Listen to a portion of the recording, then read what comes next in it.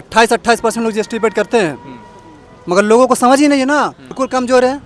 वो तो पूरी तरह फेल है, कमजोर की बात छोड़ दीजिए, वो फेल है।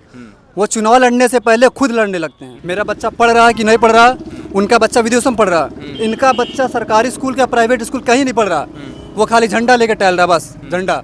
क्या लग रहा है कि इस बार क्या जनता क्या रुख अपनाएगी? जनता रुख पहले से मन बना चुकी है, जान लीजिए, जीतेगी भाजपा ही, चाहे वो पूर्ण बहुमत से जीते चाहे वो कम से जीते, मगर जीतेगी वही, एकदम श्योर है ये। क्योंकि लोग समझने को तैयार ही नहीं है, उनके बच्चों का खुद भविष्य गर्क हो चुका है, पूरी तरह गर्क हो चुका है। तो आप 2014 में देख लीजिए, जो क्या बोलते हैं देश पे कर्ज था वो नियर अबाउट 55 लाख करोड़ रुपए था, इस वक्त 2,02,04 से 5 लाख करोड़ रुपए है। ये किसका है? फिर आप देखिए जो बॉन्ड का हुआ है, इलेक्ट्रल बॉन्ड का जो हुआ, ये किसका पैसा था? इन जैसे गरीब लोगों का ही पैसा था। लोग जीएसटी अगर एक पिन भी खरीदते हैं ना लोग, तो जीएसटी पेड करते हैं।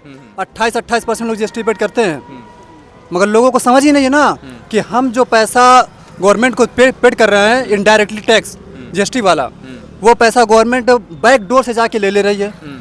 अभी सोचिए जो ये क्या बोलते हैं, ये कोविशील्ड वैक्सीन था ना, उसको बनाने में सोचिए 55 करोड़ से लिया है, 55 करोड़ रुपया चंदा लिया, इट बॉन्ड लिया ना।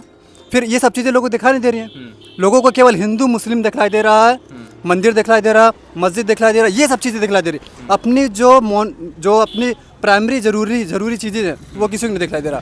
मेरा बच्चा पढ़ रहा है कि नहीं पढ़ रहा, उनका बच्चा विदेशों में पढ़ रहा, इनका बच्चा सरकारी स्कूल का प्राइवेट स्कूल कहीं नहीं पढ़ रहा, वो खाली झंडा लेके टहल रहा, बस झंडा और कुछ नहीं।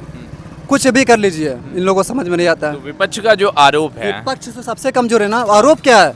वो तो चुनाव लड़ने से पहले खुद लड़ने लगती है सब। तो जब वो मजबूत हो तब ना आदमी, अब उनके लिए हम क्यों कैंपेन करें?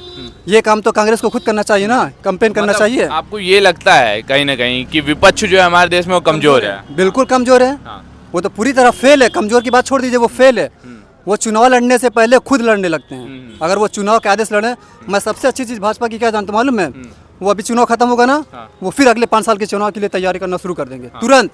उनके अंदर सबसे अच्छी स्ट्रेटेजी है, बहुत अच्छी स्ट्रेटेजी है उनकी, मैं ये जानता हूँ, और कुछ भी नहीं। ये लोग चुनाव हुआ नहीं, चुनाव का भी उनके उम्मीदवार पहले से ही उन लोगों ने घोषित कर दिया कि फला जगह से वो लोग चुनाव लड़ेंगे। इन लोगों का अभी कुछ नहीं फाइनल है कायदे से।